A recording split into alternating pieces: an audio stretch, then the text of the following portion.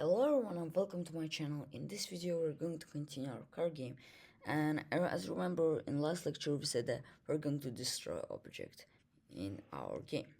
So here let's just take one package as an example. So as you see, when we click on this button it looks like a destroy, but so the thing is we can also press this.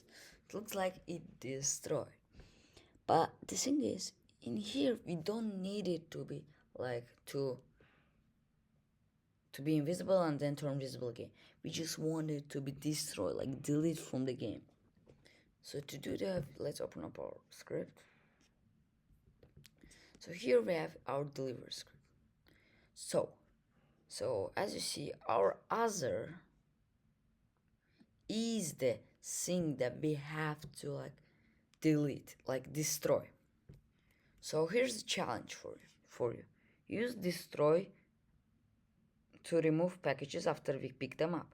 Then use serialize field so that we know when the package disappears. So in the next lecture I will explain all this challenge to you. See you in the next one. Bye bye.